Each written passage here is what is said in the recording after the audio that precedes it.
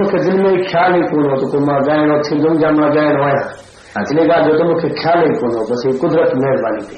फिर अॼु न बेला त मां पंहिंजो माल चालींदो हुउमि, नंढा थी त पंहिंजो माल चालींदो, पर थोरो वक़्तु थियो जॾहिं मां थोरो जवान थियुमि, बुरे कम था लही सुठे कम ते तेरी अवला जी महिरबानी थी त मूंखे ॻाइण जो शौक़ु थियो।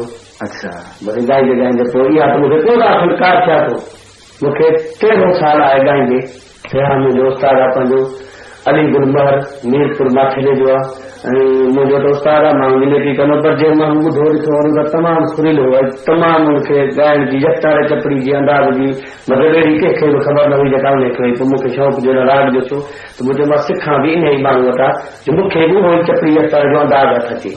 पोइ मां उन खां ई उतरायो 4-5 साल। पहिरियों गुज़ारो कहिड़ी ॻाल्हि ते कयोसि, माना पंहिंजे फन जो।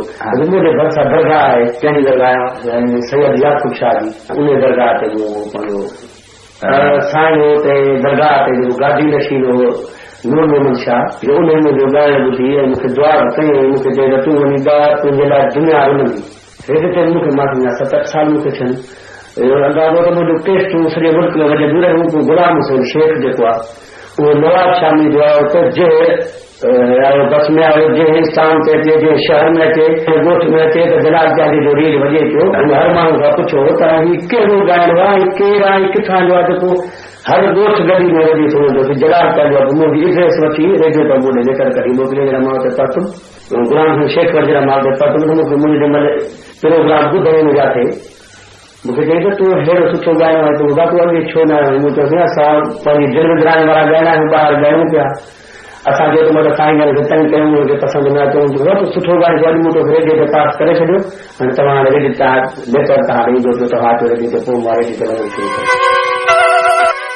त पेश आहे जलाल चांडे बाबति प्रोग्राम चपटी ऐं यकतारे जो बेताज बादशाह।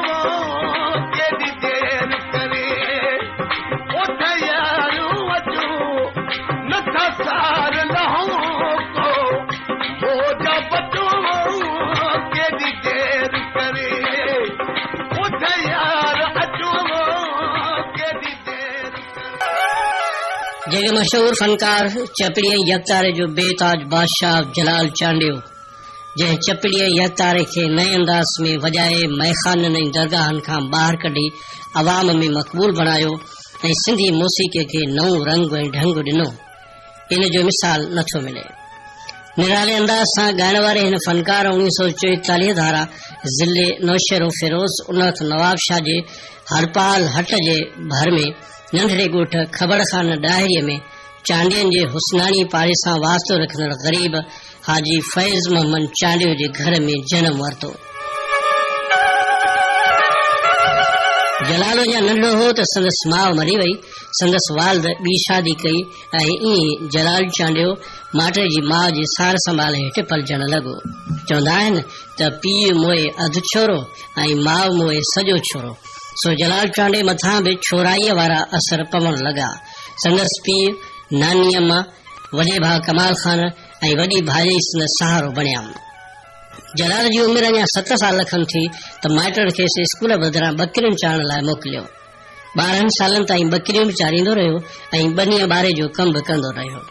नेठि संदसि वाल्द खे मथसि क्यास आयो ऐं पोइ दर्ज को कमु सिखण जे लाइ जलाल चांडे खे नवां जोतुईअ भरिसां ॻोठ खमीसो मल्लाह जे हिकु दर्जीअ लाइक़ मलाह वटि विहारे वियो। इन दौरान खेसि कंहिं नारीअ सां नींहुं लॻो। उन औरत जे माइटनि जलाल चांडे खे ॿधाए एतिरो त कुटरायो जो इलाज कराइण खां पोइ मस घुमण फिरण जहिड़ो थियो। हर आशिक फरहाद बराबर कोन्हे, पर मजनू ज़रूर आहे।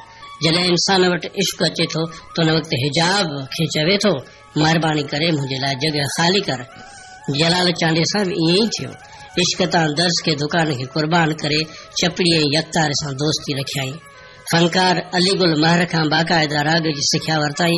इब्तिदा में पंहिंजे उस्ताद सां गॾु ॻाईंदो हो। उन जे वफ़ात खां पोइ हुन पंहिंजो अलॻि सुंग तयारु कयो ऐं पीरनि फ़क़ीरनि जे मेलनि मलाखड़नि ते ॻाइण लॻो। जलाल चांडे जो वाल साहब हाजी माण्हू हो ऐं राग जे ख़िलाफ़ हूंदो हुयो। खेसि मनव कंदो हो ऐं जलाल पंहिंजे पीउ खां चोरी ॻाईंदो हुयो। हिकड़ ॻोठ भरिसां हिकु मेले ते ॻाए मोटियो। वापसि आयो त संदसि वाल साहब रस्ते ते वेठो हो।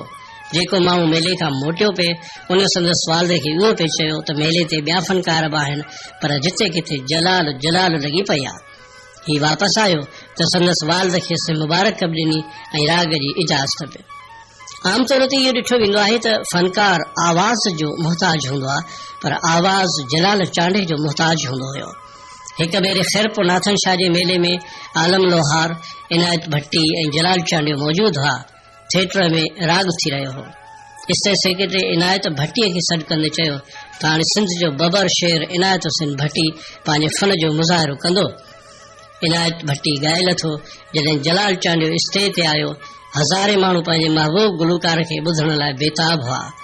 जलाल चांडे स्टेज ते अची टोपी निराड़ ते रखी शहपरनि खे ताव ॾेई कमीस जा बटण खोले चपड़ी ऐं यकतारो हवा में लुॾींदे चयो त अॼु खां पोइ सिंध जो बबर शेर ॿियो को फनकार न, पर जलाल चांडियो।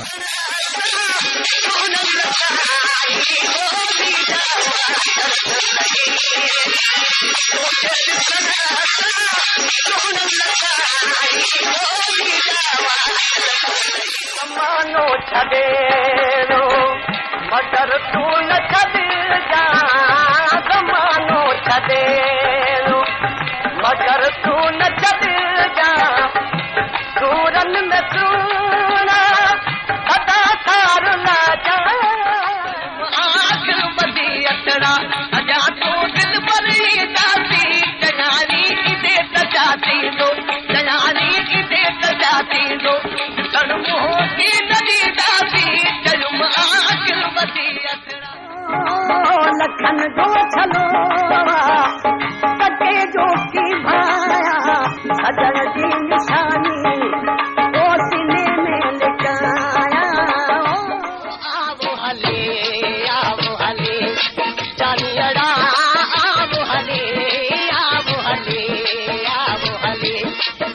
बस न हलो जग बलदी छा करिया दिल न पली। अवामी सतह ते सिंध में जेतिरी मक़बूलियत जलाल खे मिली अॼु ताईं कंहिं ॿिए फनकार जे हिसे में कोन आई आहे। इन हद ताईं जो माण्हू शादियुनि जूं तारीख़ूं बि जलाल चांडे खां तारीख़ वठी पोइ मुक़ररु कंदा हुआ। हुन जे जीप खे कुल्हनि ते खणंदा हुआ।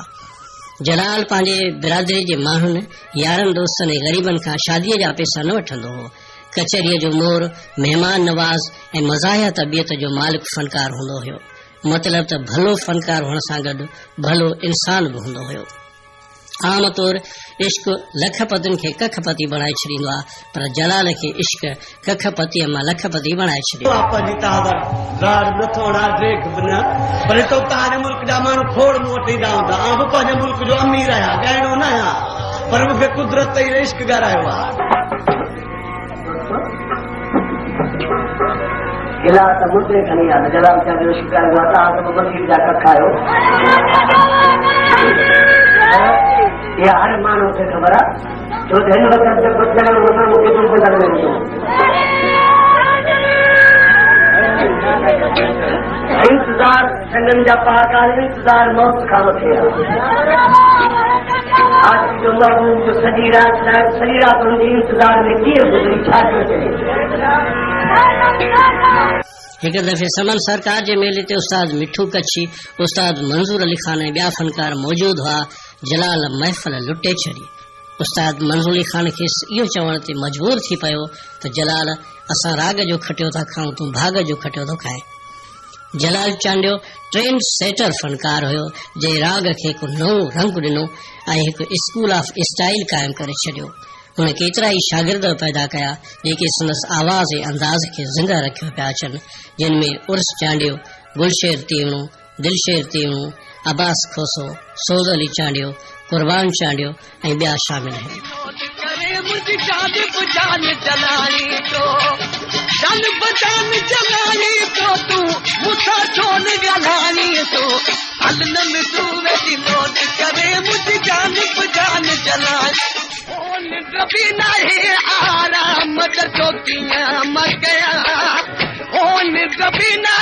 आराम मुझो पुनल परदेस मुझो पुनल परदेस तन में मूंखे तुंहिंजी तो छॾण रात सजण आए ओ तन में मूंखे अञा कुर्ब वारा आहियूं ज़माने में खोड़ माण्हू मिलंदई भलोड़ माण्हू ज़माने खोड़ माण्हू मिलंदई भलोड़ माण्हू अञा कुर्ब वारा आहियूं ज़माने में खोड़ काछ यार बलवा वो नहीं बेकरारी पक गई पीलू ऐसी इंतज़ारी काछ यार बलवा वो नहीं बेकरारी काछ यार बलवा वो नहीं बेकरारी हूं जलाल चांडे खे ज़ाती तौर मोहम्मद यूसुफ ऐं फोटो ज़रदारी जो आवाज़ तमामु घणो पसंदि हूंदो हुयो जलाल चांडे शुरू में त रेडियो पाकिस्तान हैदराबाद जा चकर काटण लॻो पर उते खेसि एतिरो न कयो वियो बाद में मरहूम गुलाम हुसैन शेख खां बेहद मुतासिर थियो ऐं रेडियो हैदराबाद ते दावत ॾेई जलाल चांडे जी रिकॉर्डिंग कई वई जलाल चांडे 3 शादियूं कयूं खेसि 4 पुट ऐं 1 न्याणी औलाद आहे पुटनि जा नाला कलंदर बख्श माशूक अली दिलबर अली ऐं नाज़र अली आहिनि जिन मां कलंदर बख्श ॻाइण सां वाबस्ता आहे यकतारे चपड़ीअ जो बेताज बादशाह जलाल चांडियो 10 जनवरी 2001 ते अरबा ॾींहुं सुबुह जो 5 वॻे जना अस्पताल कराची में लाॾाणो करे वियो जॾहिं संदसि मैयत कराची खां फुल शहर अची रही हुई त मुख़्तलिफ़ शहरनि में रस्तनि ते हज़ारे माण्हू संदसि आख़िरी दीदार करण लाइ बेताब हुआ जलाल चांडे जे लाश ते 3500 अजरक पिया हुया खेसि फुल शहर में पंहिंजे ई ओताक भरिसां मिटीअ मां हवाले कयो वियो